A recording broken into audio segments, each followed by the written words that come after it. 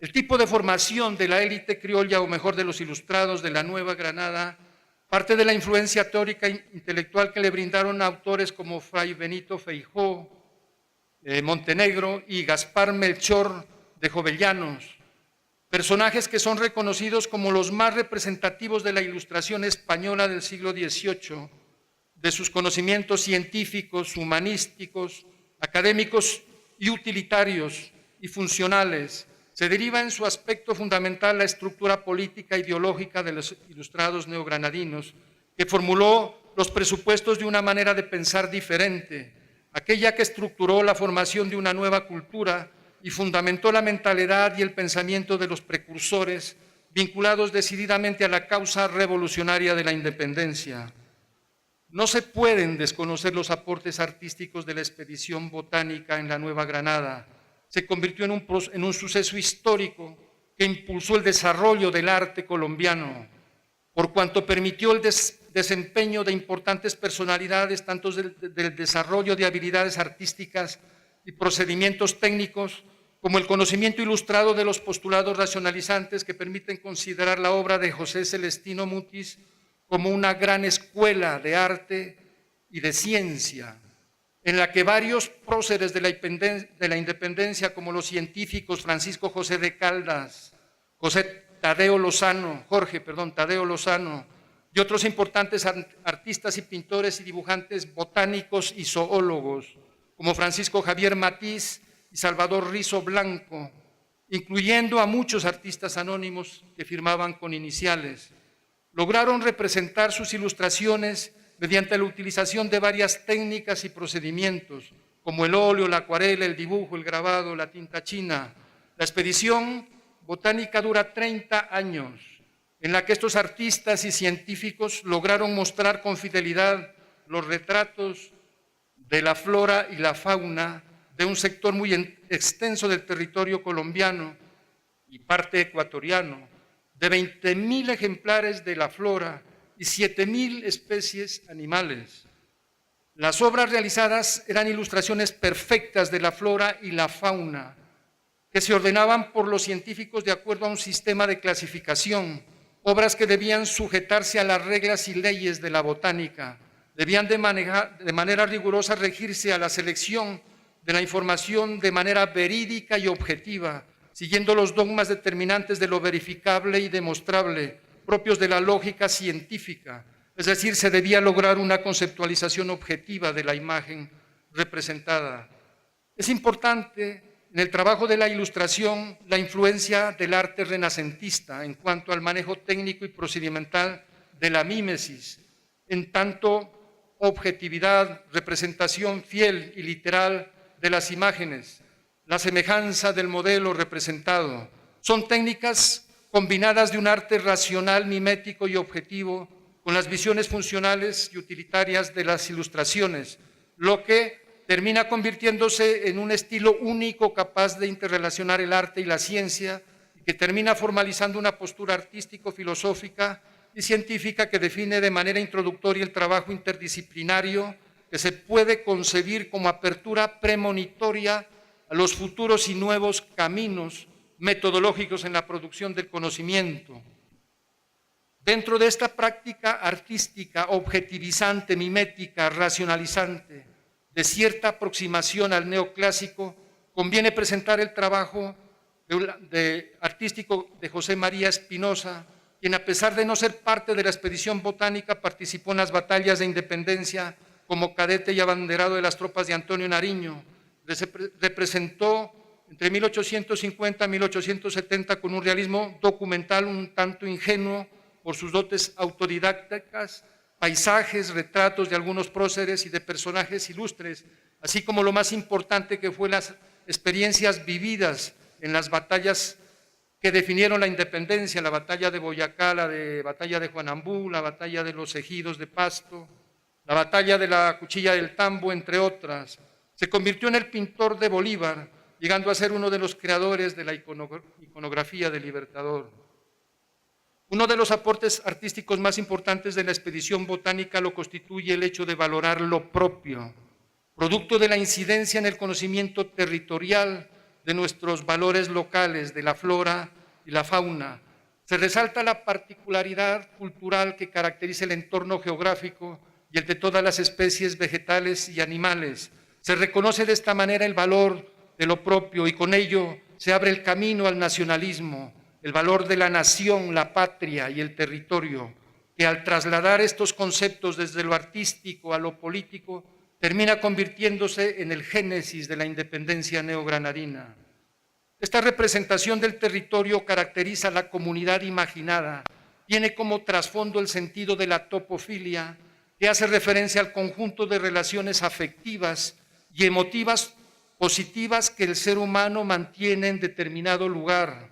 lo que implica la expresión de un sentimiento al territorio de origen, el amor al lugar de nacimiento, al patio, al jardín de la casa, el valor a la región antes que el apego a una visión abstracta y física de los espacios geográficos impersonales. Como resultado de este proceso de validación de lo propio, se desprende el reconocimiento y configuración del concepto nación, que es la experiencia de saberes arraigados a la tierra. La experiencia más inmediata de conciencia es la de reconocerse como un nosotros estamos aquí, es decir, como un sujeto instalado vitalmente en un paisaje geográfico del cual deriva su existencia. Es importante comprender el territorio como objeto de sentimiento y significado, porque potencia el sentido de pertenencia y de nacionalidad que contribuye a la valoración de la identidad y la autoconciencia, en donde la sociedad se entiende así como una comunidad con tradiciones propias, esto es, como sujeto de un código simbólico que se objetiva en ceremonias religiosas, instituciones sociales, prácticas políticas. Aquí en este momento es que se introduce el concepto de nación. Sabiéndose sujeto de una tradición propia, la sociedad se desdobla para autocomprenderse como conciencia política. La sociedad se hace nación y la nación aparece como autoconciencia, es decir, como expresión política de su identidad cultural.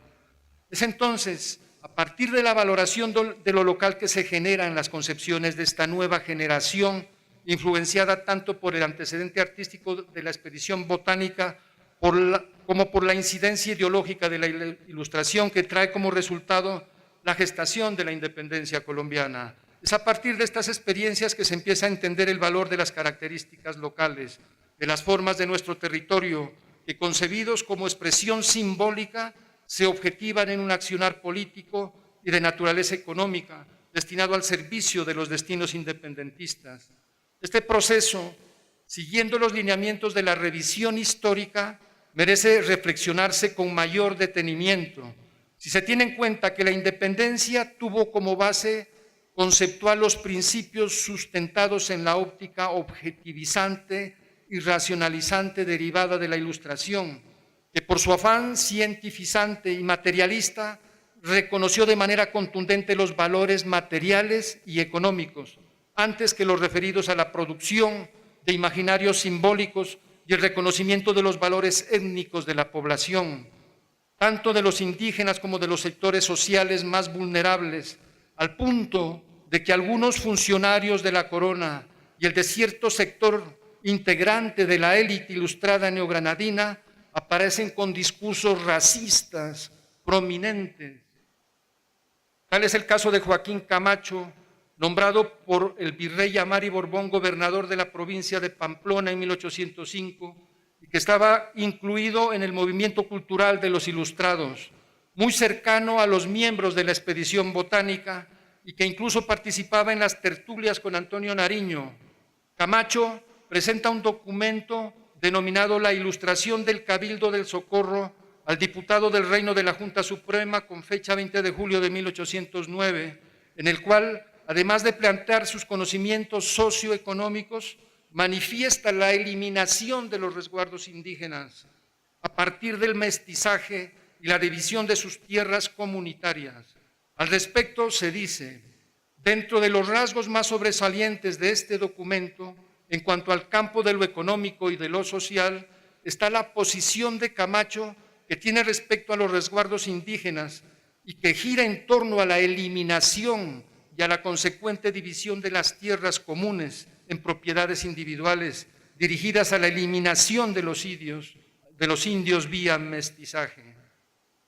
Otro ejemplo respecto de la posición despectiva frente a los pueblos marginados se puede ver en las anotaciones cientificistas de Francisco José de Caldas, en tanto sustenta un discurso eminentemente racista y xenófobo cuando manifiesta una bóveda espaciosa, un cerebro dilatado bajo de ella, una frente elevada y prominente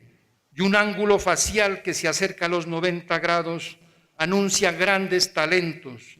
el calor de Homero, la profundidad de Newton. Por el contrario, una frente angosta, comprimida hacia atrás, un cerebro pequeño, un cráneo estrecho y un ángulo facial agudo son los indicios más seguros de la pequeñez de las ideas y de la limitación. El europeo tiene 85 grados, el africano 70. ¿Qué diferencia entre estas dos razas del género humano? Las artes, las ciencias, la humanidad, el imperio de la tierra es el patrimonio de la primera, la insolidez, la barbarie, la ignorancia y la estupidez son las dotes de la segunda. Son pronunciamientos desafortunados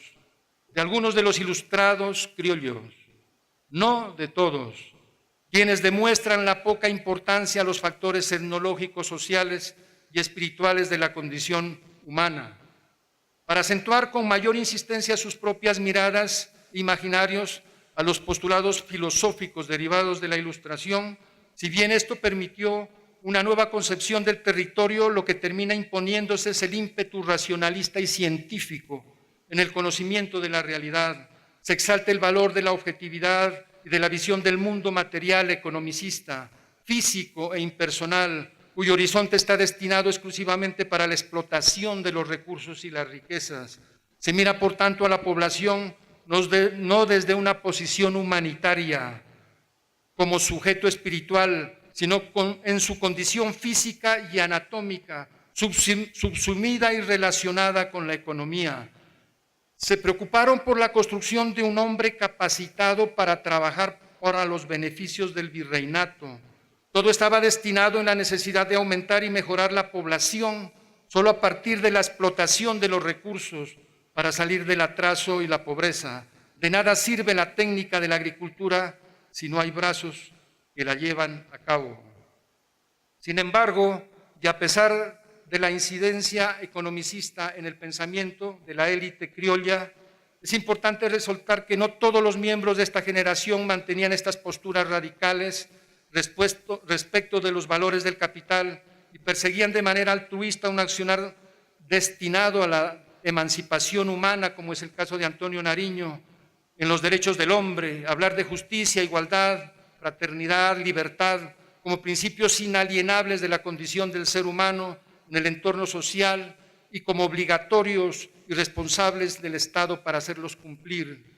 Otro caso muy importante es el de las posturas políticas planteadas en el Memorial de Agravios por Camilo Torres, ideólogo del movimiento independentista, quien, a pesar de pronunciarse a favor de las visiones economicistas, planteaba una posición crítica frente a la corona, cuestionando los males de América y las condiciones deplorables en las que viven los indígenas de nuestro territorio, que se contradice rotundamente con el buen vivir de los miembros de la corona y del virreinato.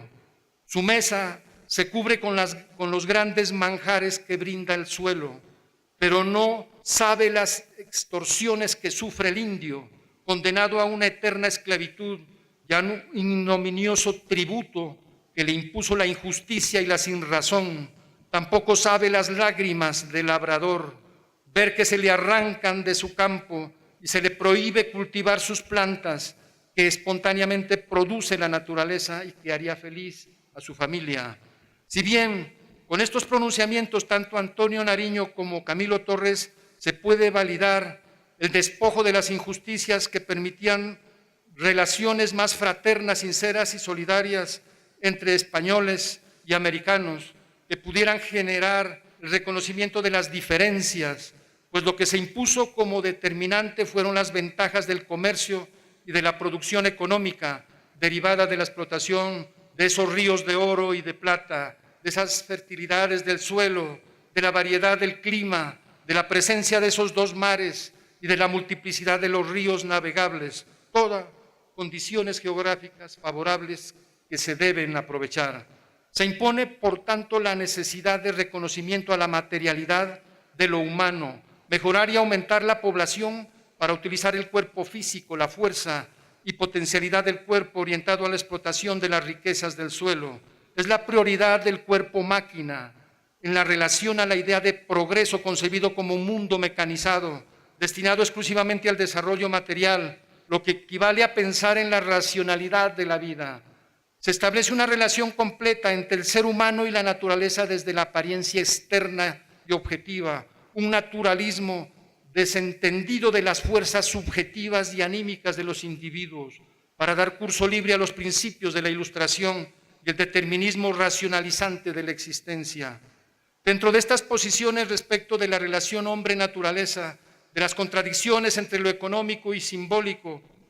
es que se genera la visión de la élite criolla, esa generación de ilustrados de la Nueva Granada que orientó la lucha de la independencia, que buscaron ante todo, producto de la influencia filosófica de la Ilustración, un accionar político económico que priorizó la explotación material del territorio, lo que termina configurando un patriotismo científico que termina apartándose de la expresión de los valores simbólicos, de la cultura, para orientarse a la estructura de lo que en su tiempo se denominó protonacionalismo neogranadino, que refleja la pretensión de estudios y análisis socioeconómicos en que sobresalen algunos personajes de la Ilustración criolla que son protagonistas, como Antonio Nariño, Pedro Fermín Vargas, José Ignacio Pombo, Francisco José de Caldas. A decir de Kooning, el protonacionalismo tiene que ver con el proceso de formación del Estado-Nación en la Nueva Granada y se manifiesta, por un lado, con una posición crítica frente a la colonización española debido a la hispanización burocrática de la administración colonial y la forma en que se relegaba a los criollos en dicha administración. Sembró en ellos resentimiento y entran a criticar la política colonial que mantiene el virreinato en un estado de atraso y de miseria. De otro lado, los criollos reconocen las posibilidades que el propio país ofrecía con respecto a la agricultura, la explotación de la riqueza y la comercialización. Salta a la vista la situación de una colonia dependiente. Es obvio que de este modo se profundizaron los resentimientos frente a España y el fomento y el amor propio por la región. Dicho protonacionalismo se puede observar en algunos escritos de Antonio Nariño, de manera particular en el dominado ensayo sobre un nuevo plan de administración en el nuevo Reino de Granada, en donde en algunos de sus apartes dice, sin entrar en el pormenor de la generalidad del reino, de sus producciones preciosas y ricas minas, sin detenerme en su estado actual y de las ventajas que ofrece en general, solo diré que por rico que sea un país en minas y otras producciones, si sus habitantes son pobres, el Estado no podrá sacar grandes ventajas. El que nada tiene no puede contribuir y el único modo de que contribuya es proporcionándole medios de que lo adquiera. En dicho ensayo se puede percibir el especial interés de Antonio Nariño, que profesaba el pensamiento económico que es extraído a todos los ilustres de la época, por cuanto se centraban principalmente en la problemática de las políticas monetarias, fiscales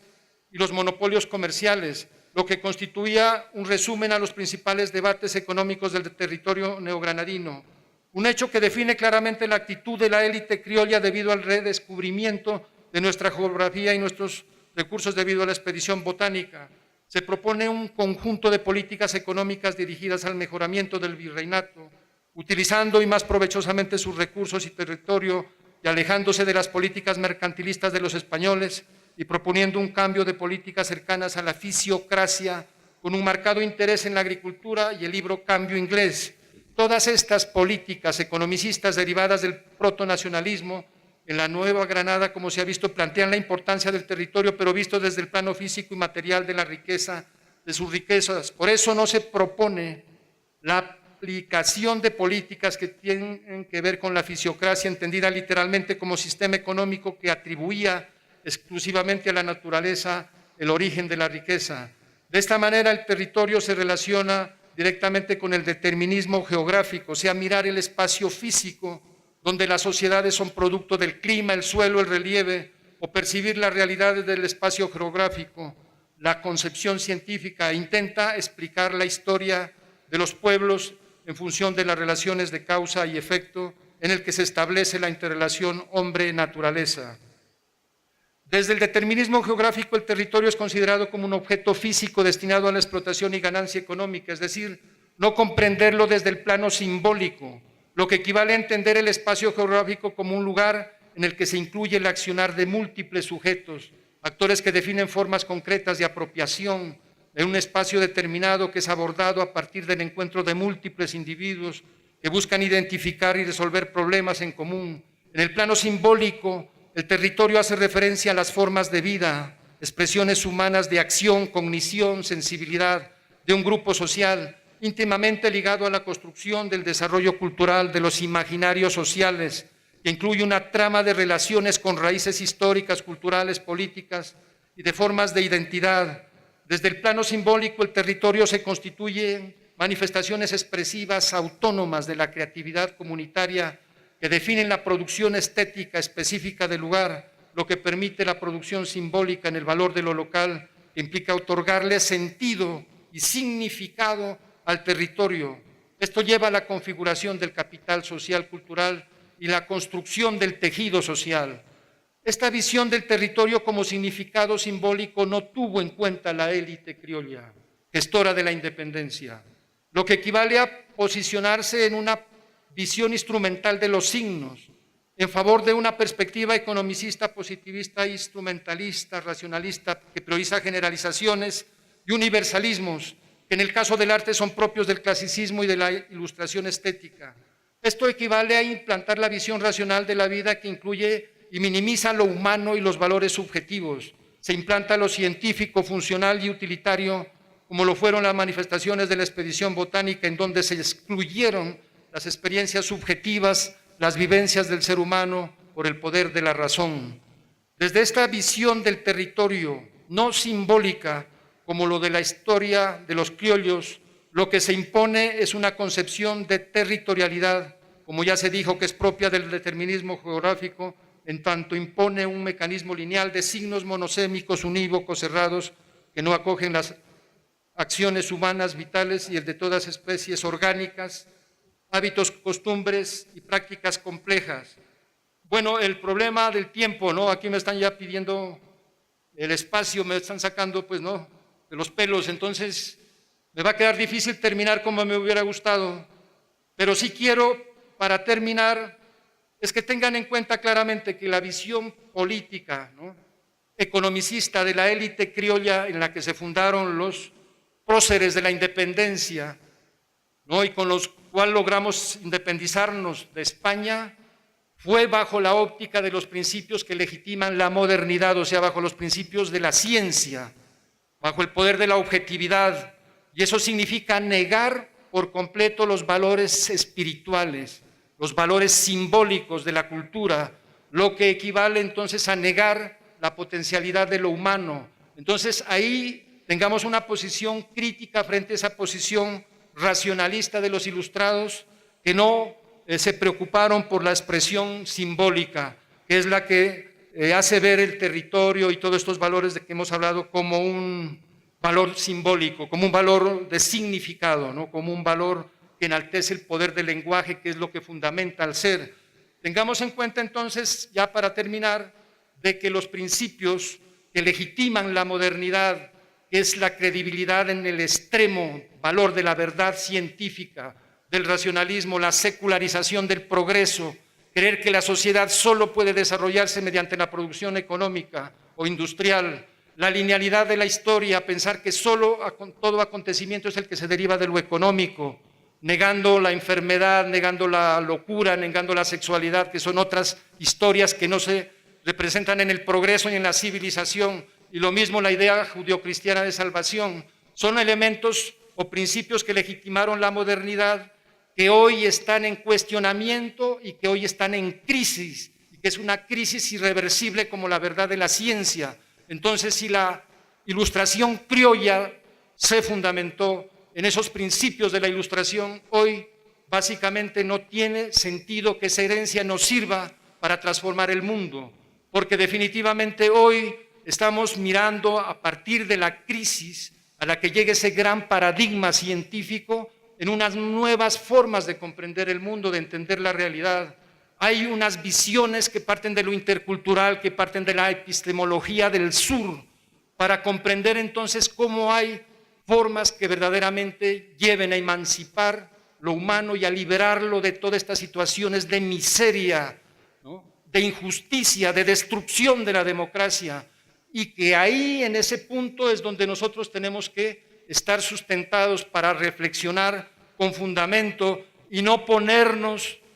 a plantearnos discusiones estériles como las que aquí nosotros en el departamento de Nariño vemos, que quién es agualonguista, que quién es bolivariano. Esas son situaciones que no nos llevan más que a quedarnos rezagados a esa visión que definitivamente nunca nos va a llevar a transformar nuestra sociedad. Muchas gracias.